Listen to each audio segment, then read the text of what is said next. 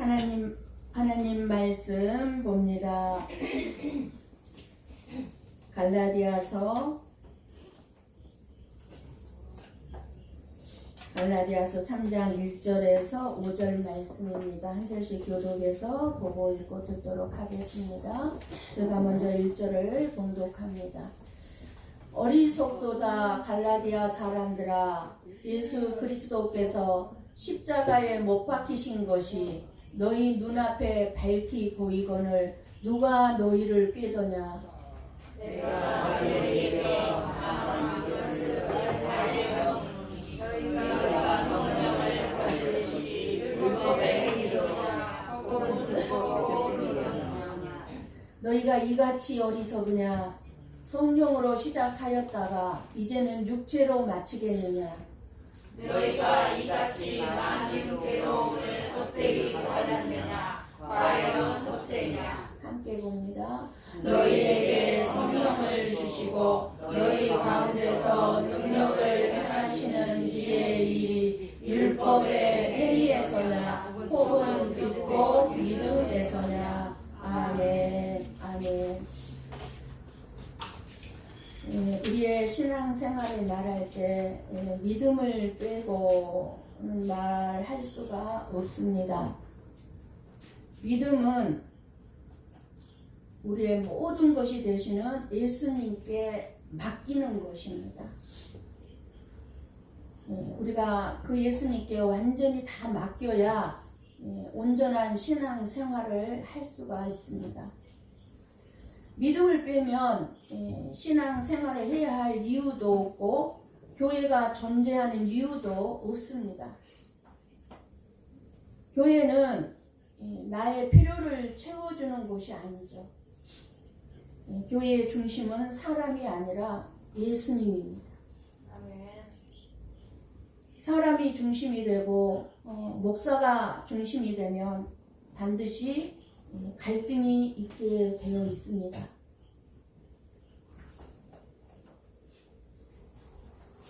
나 혼자 있으면 나의 모든 부분이 드러나지 않아요. 갈등이 있을 이유가 없죠. 그런데 하나님께서는 우리에게 교회라는 공동체를 주셨고 공동체 안에 들어가야만 공동체를 통해서 나의 모난 부분이 부딪히죠. 다른 사람들과 늘 부딪히면서 드러나죠. 나의 모난 부분이.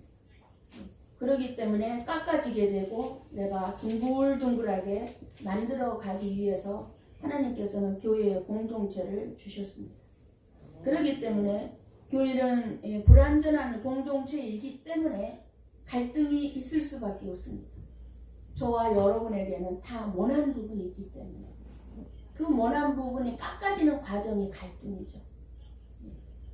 그래서 갈등이 있다면 내가 지금 정상적으로 신앙생활을 잘하고 있다는 것을 알아야 합니다.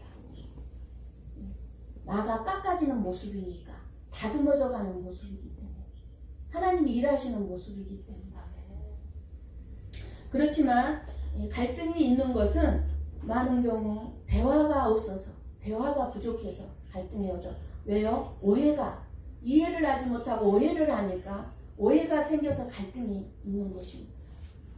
이런 갈등을 견디지 못하고 이기지 못할 때 우리의 신앙생활이 어떻게 됩니까?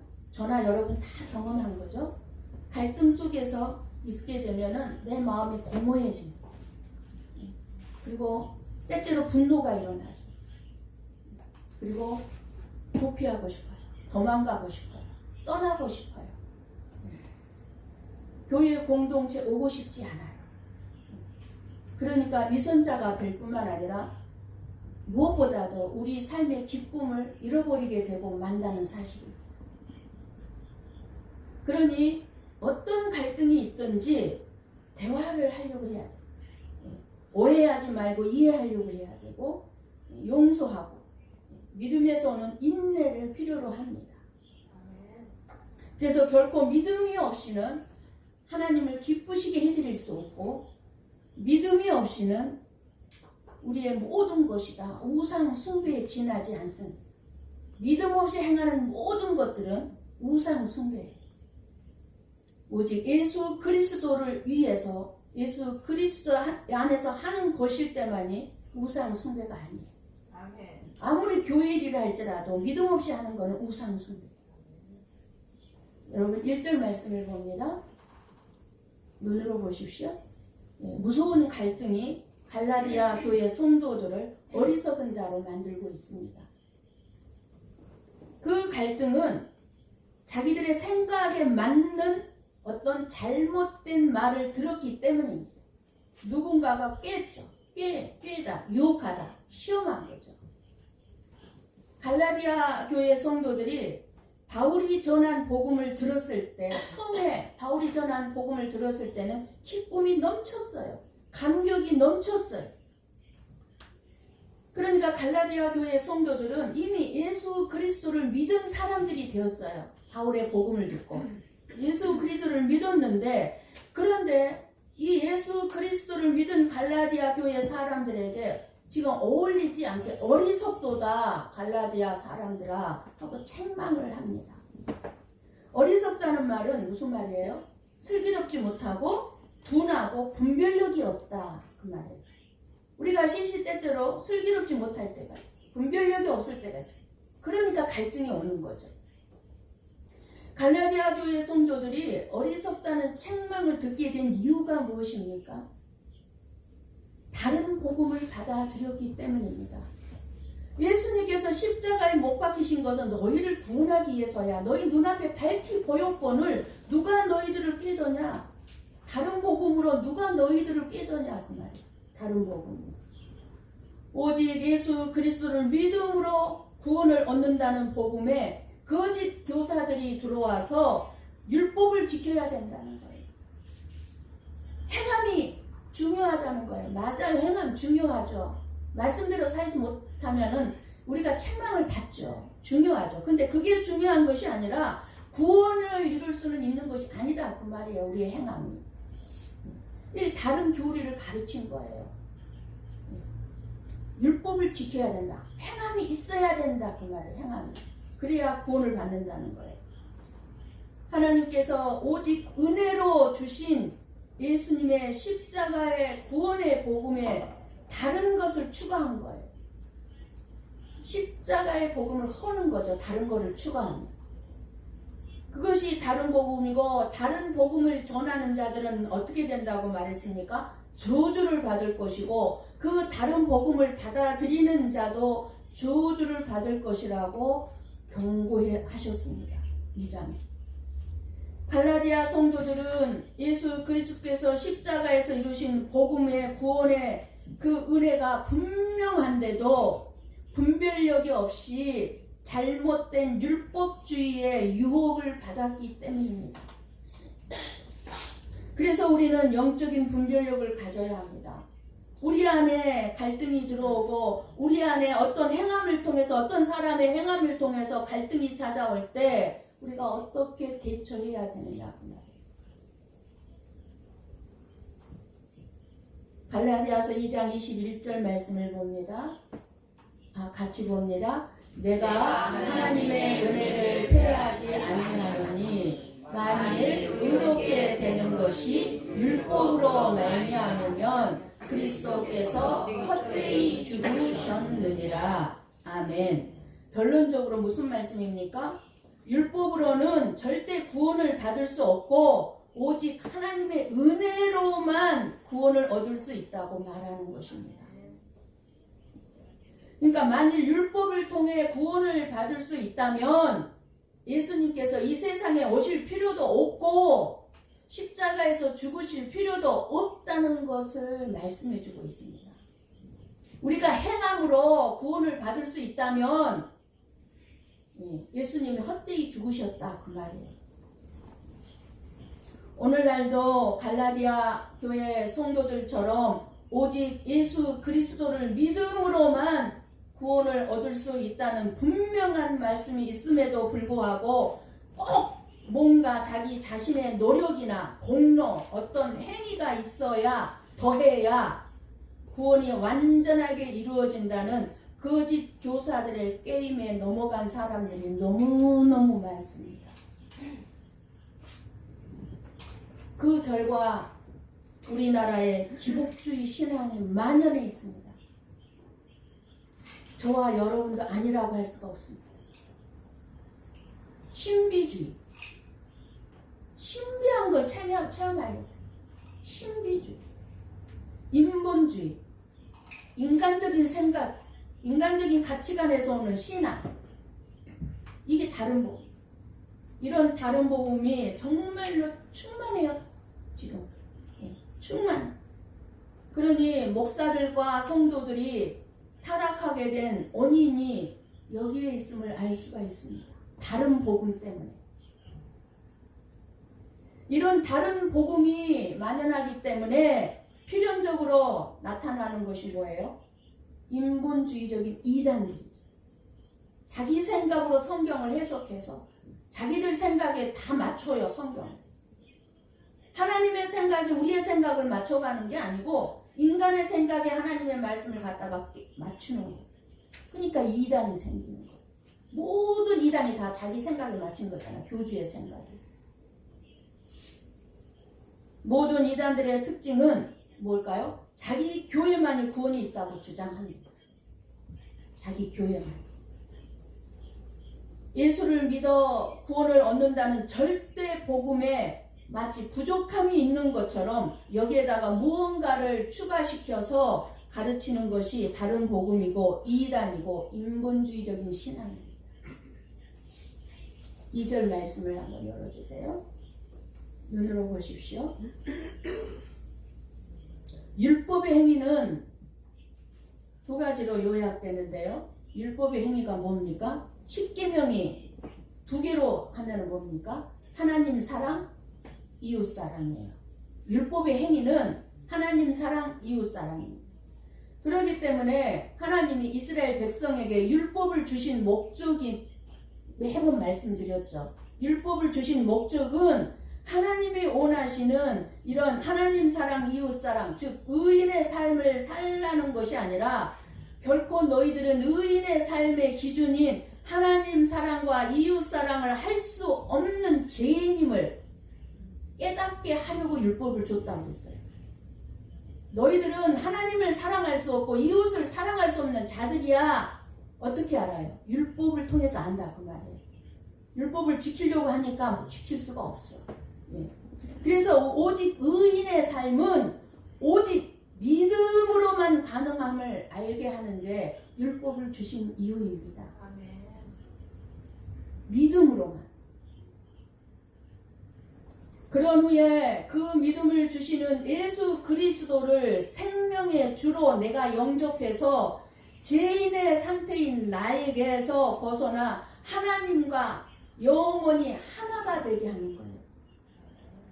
그래서 믿음이란 죄인된 내 자신의 생명을 버리고 나의 구원자 되신 구원자이신 예수 그리스도의 생명을 나의 생명으로 받아들이는 것이 믿음이에요. 그래서 믿음이란 자기 자신의 이기적인 목적이나 나의 어떤 인간적인 보람된 삶을 이루기 위해서 도움을 받기 위해서 믿음이 필요한 것이 아니라 하나님의 말씀대로 살기 위해 능력을 예수 그리스도의 이름으로 하나님께 구하는 것이 믿음이 아닙니다. 물질이나 질병이나 고난 등과 같은 내 자신의 문제들을 해결하기 위해서 예수님께 기도하는 것도 믿음이 아닙니다. 믿음이 있으면 구할 것이 없어져요. 예수님 한 분으로 만족해요. 그러니까 구할 것이 없어져요. 그럼 내가 구한다는 것은 뭐예요? 믿음이 없다는 증거예요. 그러니까 믿음이란 하나님이 주시는 새로운 생명을 얻기 위해서 내 자신의 죄의 생명이 예수님과 함께 십자가에서 죽었다는 사실을 마음에 믿어지는 것으로 성령님께서 일하신 결과라는 것입니다. 이 믿음이 주어진 자가 고백하는 게 뭐예요? 우리가 너무너무 잘 알고 있고 좋아한다는 말씀, 갈라디아서 2장 20절 말씀입니다. 같이 봅니다. 내가 그리스도와 함께 십자가에 못 박혔나니 그런즉 이제는 내가 사는 것이 아니요 오직 내 안에 그리스도께서 사시는 것이라. 이제 내가 육체 가운데 사는 것은 나를 사랑하사 나를 위하여 자기 자신을 버리신 하나님의 아들을 믿는 믿음 안에서 사는 것이라. 아멘. 믿음에 대해서 확실하게 말씀해 주고 있죠.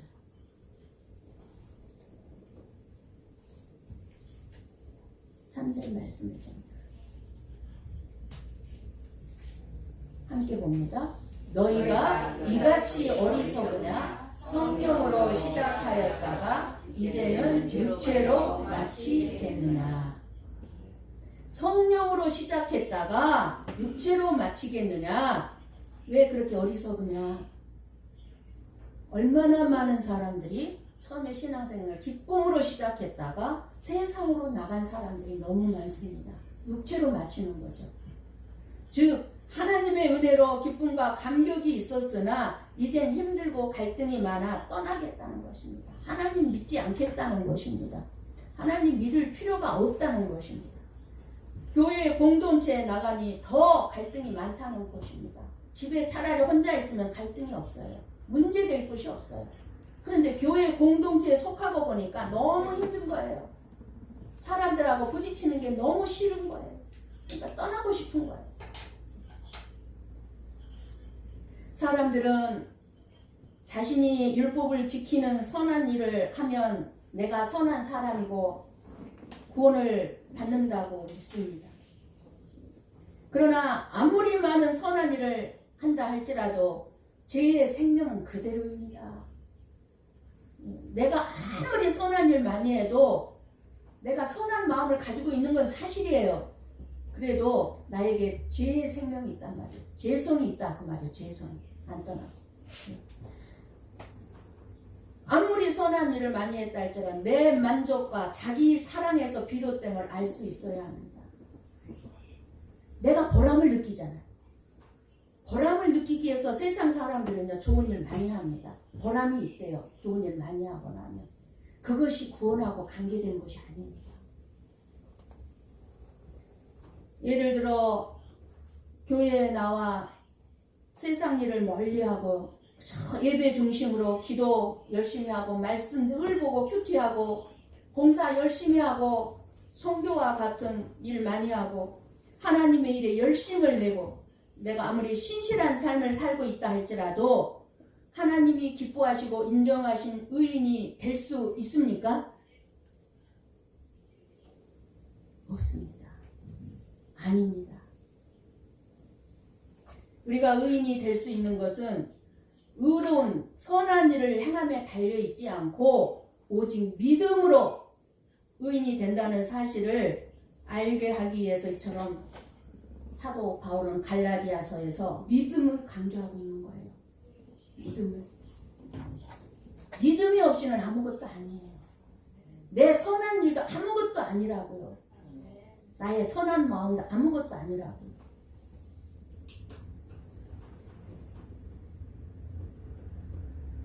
저와 여러분이 아무리 선하게 살지라도 선해질 수 없습니다. 얼마나 많이 악한 마음이 우리를 힘들게 합니까? 나를 힘들게 한 거는 나의 선한 마음이 나를 힘들게 합니까? 나의 악한 마음이 나를 힘들게 합니까? 우리는 선해질 수 없는 사람들이에요. 아무리 의롭게 살아도 하나님 앞에서 내 자신을 의인이라고 주장할 수 없습니다.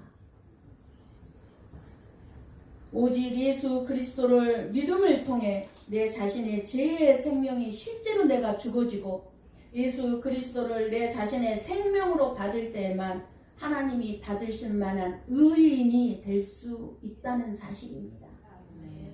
하나님이 받으실 수 있는 의인은 오직 예수 그리스도를 믿는 믿음밖에 없다고 지금 말씀해 주는 거예요. 지금 20절 말씀이. 예수 그리스도를 믿는 사람은 단순히 예수님이 계신 것과 사람들을 대신해서 죽으시고 나의 죄를 용서해 주신 것에 대한 것을 인정해 주는 것이 아니에요. 그것이 믿음이라고 생각하시면 안 돼요. 여러분들이 너무너무 말씀을 많이 들었기 때문에 알아요. 지식이에요. 지식. 아, 예수님이 내 죄 때문에 죽었대. 그거를 믿어야 된대. 예. 지식이 있어요. 충만해요. 그 지식이.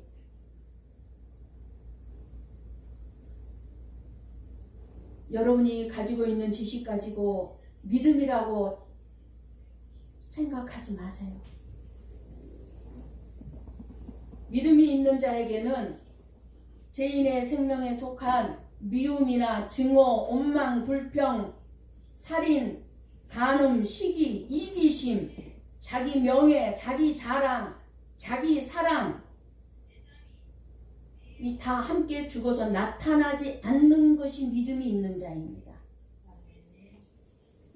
내가 죄성이 죽었을 때 나타나는, 내가 죄성이 십자가에서 죽었다면 원망, 불편, 간음, 시기, 살인, 이기심, 자기 사랑, 자기 자랑이 안 나타나는 거예요.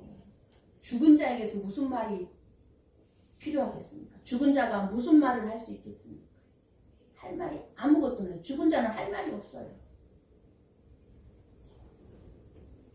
죄인에 속한 미움이나 증오, 원망, 불평, 시기, 이기심, 명예, 자기 자랑, 자기 사랑은 자신의 죽음을 믿고 예수 그리스도만을 생명으로 삼아 살기 때문에 죄인의 삶이 끝나고 의인의 삶에서만 나타나는 거죠.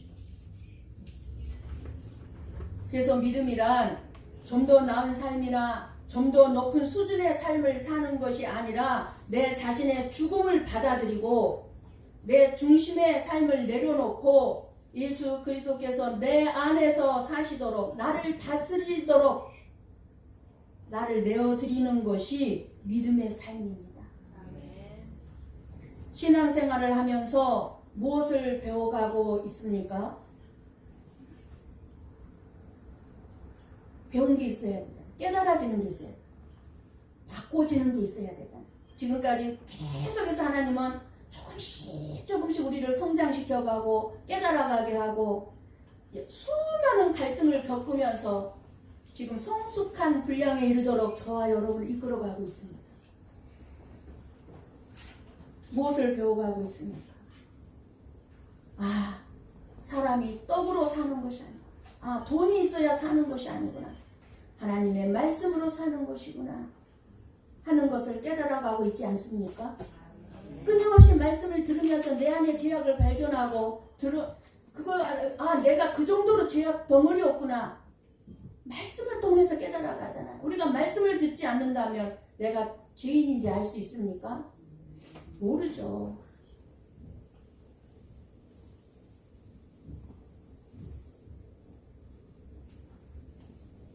그 사람의 믿음에 따라 수고하고 무거운 짐을 지기도 하고 쉼과 자유를 누리기도 하는 것입니다. 믿음에 따라. 거의 같은 환경인데도 어떤 사람은 먹고 입고 마시는 것에 대해서 전혀 신경 안 쓰고 잘 살아갑니다. 여기서 잘 산다는 것은 부자로 사는 것을 얘기하는 거 아니에요. 지혜롭게 잘 살아가는데 어떤 사람은 끊임없이 불평과 원망, 못마땅하게 여기고 짜증을 내고 징징거리며 사는 사람이 있습니다. 그런데 더 많이 가지고 있는 사람들이 오히려 없는 사람들보다 더 불평하고 징징거리며 살고 있다는 것입니다. 믿음의 문제인 것입니다. 믿음의 문제. 5절 말씀을 봅니다. 같이 봅니다. 너희에게 성령을 주시고 너희 가운데서 능력을 행하시는 이의 일이 율법의 행위에서나 혹은 듣고 믿음에서나. 아멘. 믿음은 들음에서 나고 들음은 그리스도의 말씀으로 말미암음입니다. 그러니까 뭐예요? 믿음 니꼬로 말씀, 말씀 니꼬로 예수 그리스도. 그러니까 저와 여러분의 육신의 생명은 떡을 많이 먹으면 건강해지죠. 음식을 잘 먹으면 건강해지지만 저와 여러분의 영의 생명은 하나님의 말씀을 많이 먹으면 건강해집니다. 그래서 끊임없이 말씀을 보라고 그러고 큐티를 하라고 하는 거예요. 말씀을 통해서 말씀의 거울을 통해서 나의 모든 것을 비춰볼 수 있기 때문에 그러면 건강해지죠. 우리가 처음 신앙생활을 시작할 때는 다 누구나가 다 저도 그렇고 율법으로 시작하기 때문에 여러 갈등이 많이 있습니다. 지금 신앙생활 하면서 자라가는 과정에 있기 때문에 여러분들이 거의가 다 갈등이 있습니다. 갈등이 많습니다. 그러다가 참된 복음의 은혜를 알게 되면 갈등이 사라지고 참된 자유를 누리게 되는 것입니다. 그럼 여러분, 저나 여러분이 자유를 누리고 싶잖아요. 그럼 무엇을 알아야 자유를 누릴 수 있을까요? 갈등이 없는 삶을 살 수 있을까요? 죄인이었던 내가 의인 되었음을 알 때.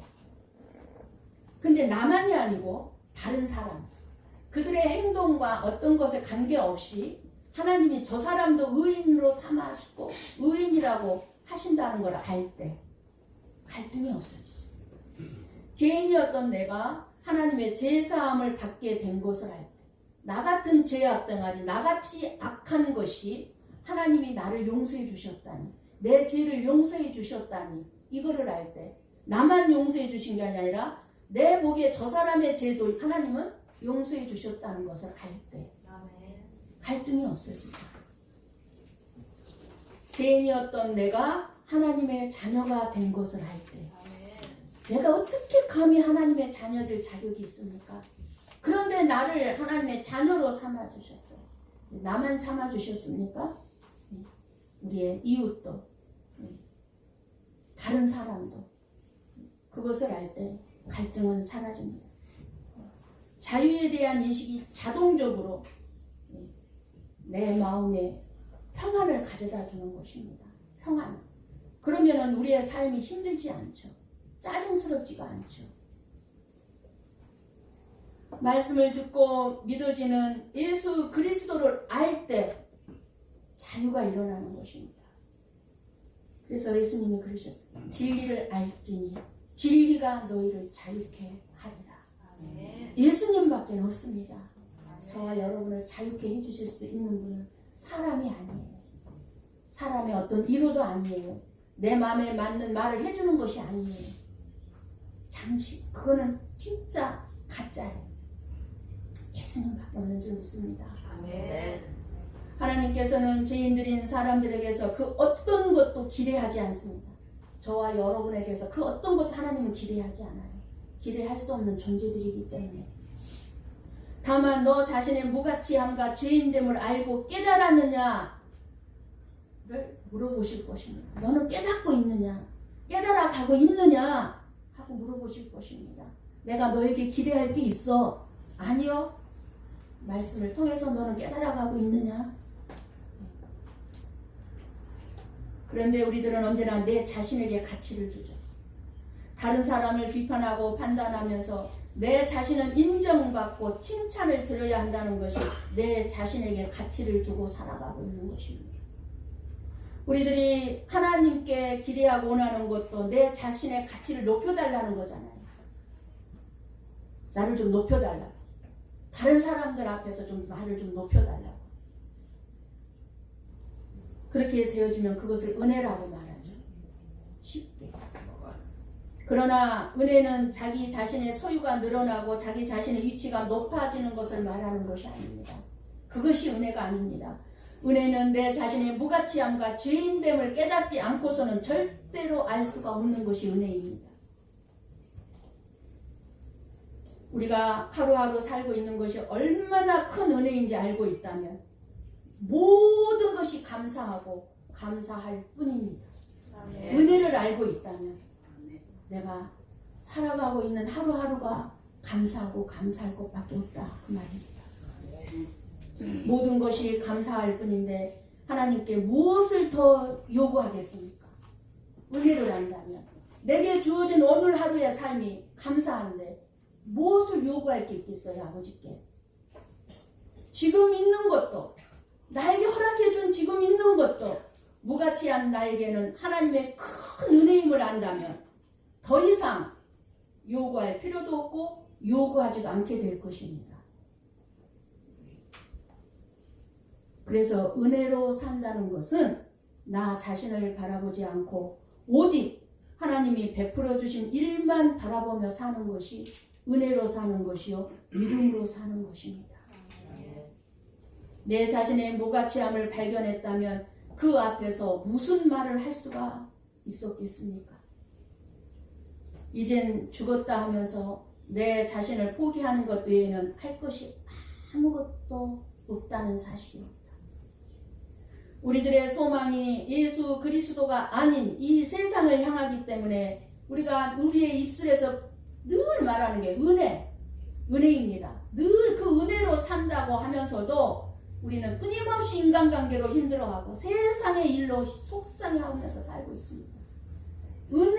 끊임없이 은혜라고 하면서 왜 그렇게 속상해하는 일이 많냐고 말이에요. 그러니까 은혜를 모르고 있다는 거잖아요.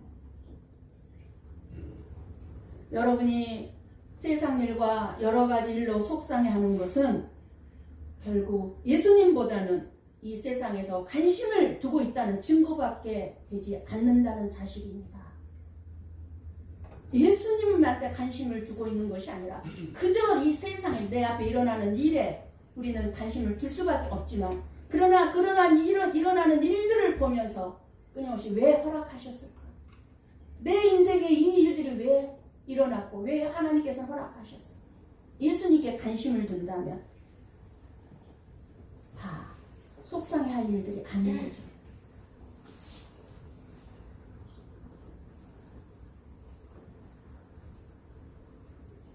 모든 것이 내 자신의 무가치함을 인식하지 못하고 있는 결과임을 알아야 합니다. 너희가 이같이 어리석으냐 책망하고 계십니다. 저와 여러분에게 너희들 어떻게 그렇게 어리석냐. 정말 이 시간에 하나님께서 저와 여러분에게 진정 책망으로 들리고 있습니까? 듣기가 거북합니까?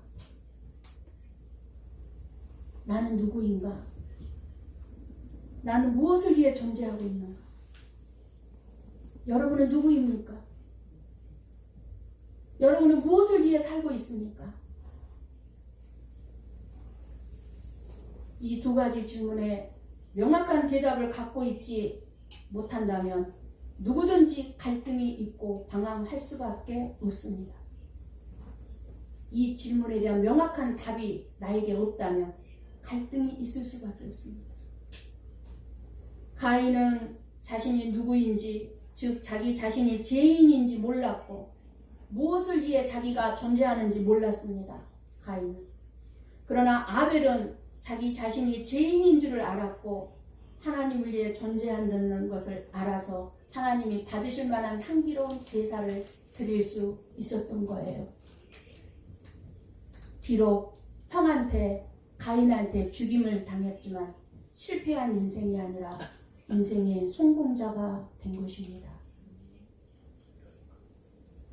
사울왕도 자기 자신이 죄인인지 몰랐어요. 그리고 무엇을 위해 자기 자신이 왕이 되었는지 몰랐기 때문에 실패자가 되었지만 다윗 왕은 자기 자신이 누구인지 너무나 잘 알았고 무엇을 위해 왕이 되었는지 내가 무엇을 위해 존재하는지 잘 알았기 때문에 항상 예배자가 되어서 인생의 성공자가 되었음을 말씀은 증거해 주고 있습니다.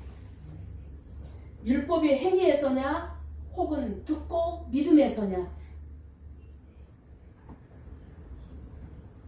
예배를 통해서 하나님을 만나시고 이 시간에 말씀을 들었고 먹음으로 믿음을 선물로 받아 생명을 얻게 되니 예배의 성공자가 인생의 성공자로 결코 어리석은 자가 안 된다는 것입니다. 저와 여러분이 구원을 받은 것은 말씀을 듣고 예수 그리스도를 믿음으로 된 것임을 확실하게 안다면 나는 누구인가?